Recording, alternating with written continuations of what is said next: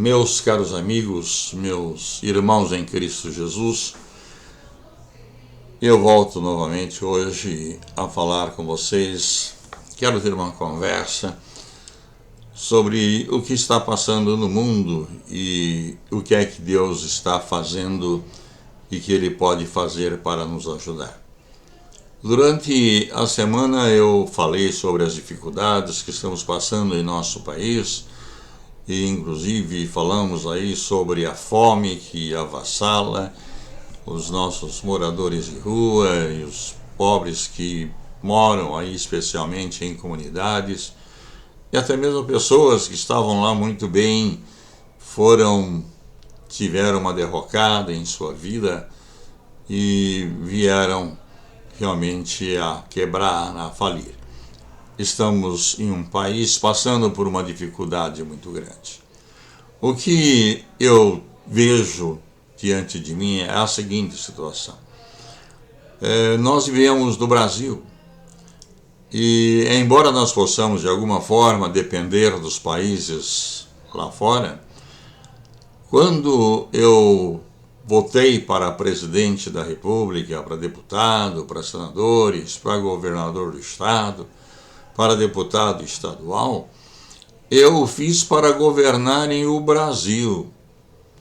Então são nossos representantes que têm a nossa carta branca assinada para que resolvam os problemas do Brasil. E cada país faz isso, resolve o teu problema e deixe que o outro resolva o seu. Somente em casos excepcionais, uma catástrofe, então há uma ajuda humanitária que a própria ONU promove e que os países isoladamente também costumam fazer. No Brasil estamos passando por um sério problema, uma dificuldade muito grande, as nossas indústrias faliram, estamos aí com milhões e milhões de desempregados, estamos aí com milhões de pessoas comendo lixo para poder se sustentar. E essa semana eu falei sobre isso, que há uma lei que autoriza os restaurantes, lanchonetes, bares, a pegarem o alimento excedente, aquele que no final do dia você não vendeu, e ao invés de colocar no lixo, coloque ele num saquinho plástico diferente e põe ao lado e deixe ali que o morador de rua venha e satisfaça pelo menos um pouco da sua fome. E diante dessa catástrofe toda, o que me pergunta muito e o que também me vem e me questiona é o que Deus está fazendo para tudo isto, para melhorar essa situação. Eu quero fazer uma afirmação muito séria aqui. Aquilo que o homem pode fazer, Deus não vai fazer pelo homem. Nós temos o dever de fazer a nossa parte, de fazer o nosso trabalho, fazer a nossa lição de casa, e especialmente os nossos administradores, eles têm a função de gerir esse país, que é uma grande empresa, de forma que realmente, se ela não der lucro, pelo menos ela possa fechar no azul, mesmo que seja 0-0. É um momento em que eu não posso me preocupar que os investidores no Bradesco, investidores Banco do Brasil, investidores da Caixa Econômica, Banco Itaú e outros tantos bancos que tem por aí, e também os investidores da Petrobras e de outras empresas estatais tenham lucro, enquanto que centenas de milhares de pessoas estão morrendo de fome, estão sem uma habitação digna. Eu acredito que alguma coisa assim deveria ser feito para que houvesse uma distribuição de renda com equidade, com cuidado, e que os pobres tivessem aí a primazia, e mesmo que os ricos nesse ano, o ano passado, o ano que vem, empatem, não tenham prejuízo, mas também não precisam ter lucro, eu acredito que já seria um passo para resolvermos grande parte dos nossos problemas. Agora existe sim aqueles problemas que nós não conseguimos resolver e que nós dependemos realmente da presença de Deus e da atuação de Deus direta naquela situação para que nós possamos ultrapassá-la. Nos anais da história, deixou registrado na Bíblia, que hoje nós a temos sim como a palavra de Deus, e assim ela é tida durante todos esses anos em que ela foi conhecida. Existem vários exemplos dessa atuação de Deus, em momentos decisivos em que o povo não tinha uma outra solução. Vejam lá vocês no Velho Testamento o que aconteceu quando os judeus foram libertados do Egito e passaram pelo deserto e lá chegaram de frente do Mar Vermelho. E à sua frente estava o mar, de um lado montanhas, e atrás deles estava o exército de Faraó querendo aniquilá-los, matá-los, porque estavam tremendamente irritados com as pragas que Deus fez advir para que aquele povo soubesse quem é Deus. E Moisés, naquele momento, ele clama a Deus. E Deus disse: por que clamas a mim? Diga ao povo que marche. E à medida que o povo mostrou a sua fé e marchou para a frente, o Mar Vermelho se abre. E o povo de Deus passa pelo Mar Vermelho. E assim, quando já estavam salvos do outro lado, entra o exército de Faraó no Mar Vermelho e o mar se fecha e os aniquila, acaba com eles. Veja, Deus abriu o Mar Vermelho. Inventem qual seja a hipótese científica ou não que aleguem sobre aquele acontecimento. Mas a verdade é que Deus fez passar o povo de Deus pelo Mar Vermelho aberto, em que morreram os egípcios dentro do Mar Vermelho. Também logo lá à frente, 40 anos depois, quando estavam para atravessar o Rio Jordão, e o Rio Jordão naquele tempo estava, naquela época, naquela estação, ele estava cheio, e o pessoal reclamaram para Josué. E Josué simplesmente marchou para a frente. E o povo o acompanhou.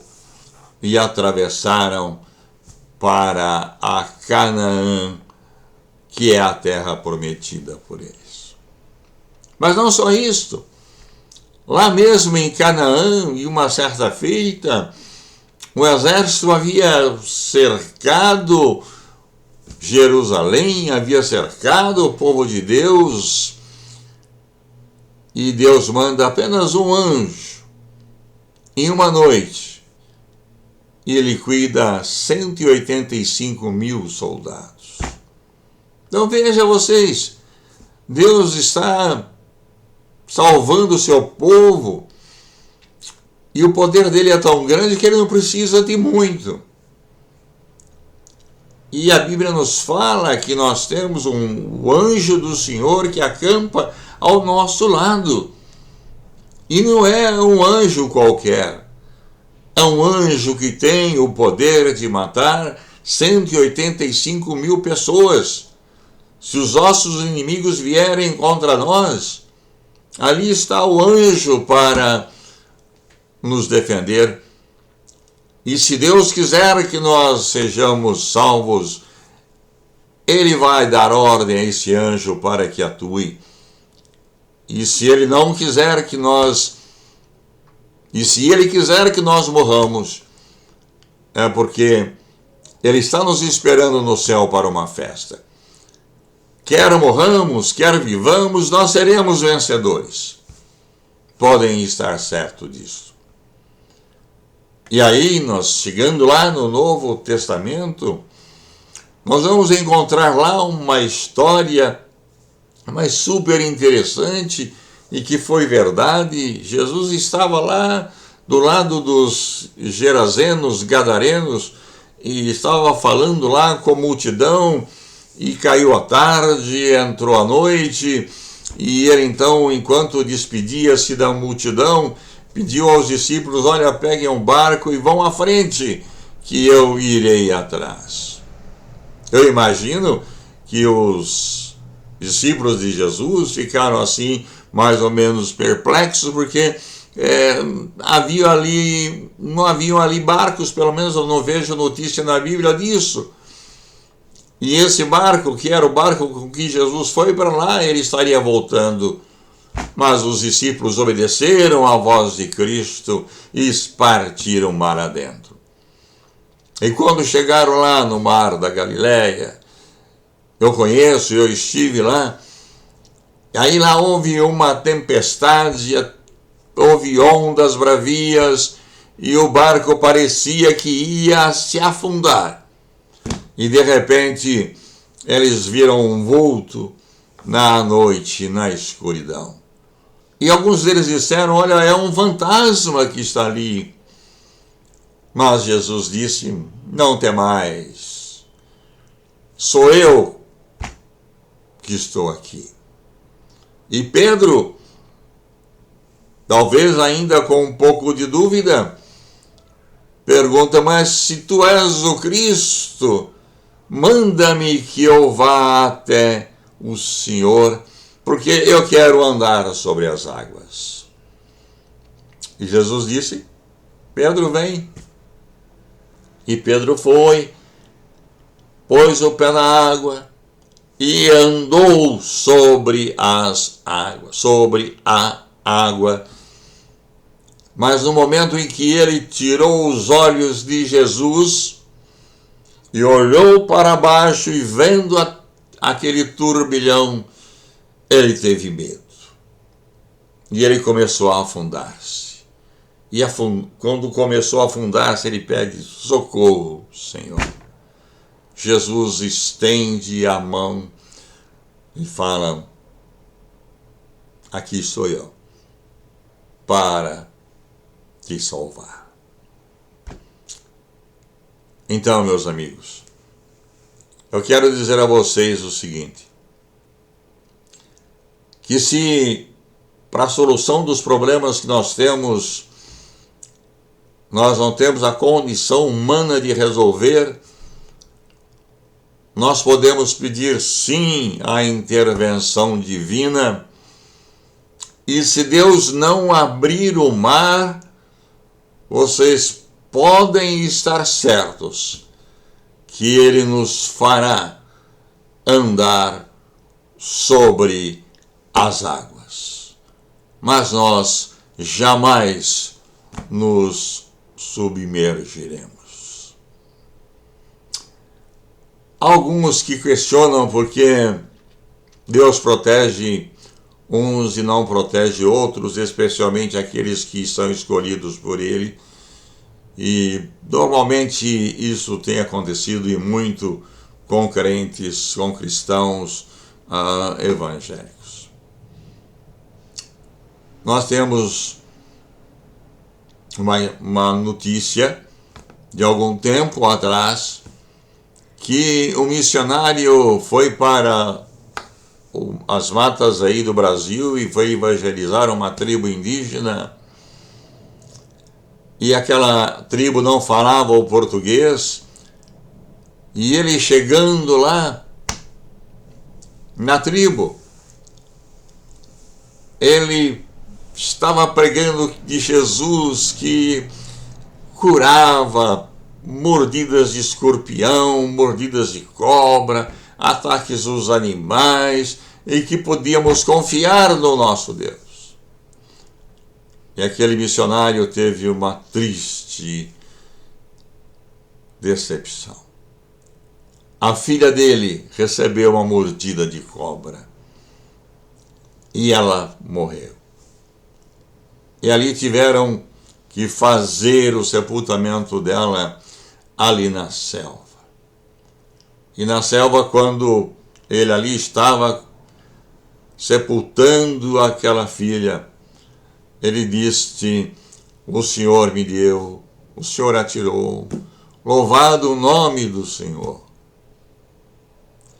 E ele contando essa experiência, e eu estava presente no culto onde ele estava falando, ele disse que agradeceu muito a Deus por ter levado a filha dele, porque ele tinha certeza que ela havia adentrado as mansões celestiais. E aí ele disse assim para todos nós. E sabe o que aconteceu? Ao lado do túmulo da minha filha foi edificada uma igreja, um templo, onde uma igreja formada por índios que aceitaram ao Senhor Jesus fazem parte. A morte de minha filha, ela foi dolorosa para mim, mas ela serviu para a glória de Deus. Então eu posso fazer uma afirmação aqui muito importante para vocês. Se a morte minha, tua, de outro irmão, for para a glória de Deus, você pode até orar para que ele seja curado, mas você vai ficar triste porque ele vai morrer. Agora, se for para a glória de Deus que ele viva, ele possa estar o mais doente possível, que Deus vai restaurá-lo, ou até mesmo ressuscitá-lo, como o fez com o seu amigo Lázaro, do qual nós temos conhecimento. Fato esse que também está registrado na Bíblia. Esta é a minha palavra de esperança para você, meu amigo. No instante em que você aceita Jesus como Salvador, e você o tem em seu coração e nele confia, pode estar certo que ele não vai te abandonar jamais. E o que venha a ocorrer, ele vai estar do teu lado, te ajudando a resolver os teus problemas, e se for necessário uma intervenção divina, ele o fará. Essa semana, e tem inclusive aí na internet, o fato de um irmão nosso estava indo para o trabalho de manhã, pessoa simples, trabalhadora de entrega de gás, e um motoqueiro veio para roubar o celular dele. E ele foi entregar o celular, mas antes ele disse: eu quero te falar uma coisa para você antes. E aí o camarada insistia para que ele entregasse o celular, e ele puxava e dizia: não, você tem que me ouvir um pouco, que eu tenho que falar para você sobre Deus. E aí esse ladrão pegou e deu um tiro para o alto para dizer a ele: olha, eu vou te matar mesmo. Ele falou: não, eu vou te entregar, mas antes eu quero que você saiba que Jesus te ama. E aí quando ele falou isto, aquele ladrão pegou a sua arma, pôs na cinta e disse: eu não vou te roubar. E deu-lhe um abraço. Eu creio que todos podem ver isso na internet, está aberto, e também passou na televisão durante a semana passada. Então veja o que Deus pode fazer para nos libertar. Ele pode nos ajudar. E esta crise que nós tememos tanto, e que nós fomos alertados e que ela viria, e ela chegou. Ela chegou. Mas nós vamos passar por ela. E se nós tivermos Jesus Cristo em nosso coração, eu garanto para você que esta travessia será muito mais leve do que você imagina. E eu estou falando isto para você com conhecimento de causa. Finalzinho de agosto, começo de setembro, aqui em casa todos, nós somos em 6 pessoas aqui na família, e os 6, numa quinta-feira de manhã, acordam com Covid. E assim nós passamos com Covid durante 20 dias. Não fomos para o hospital.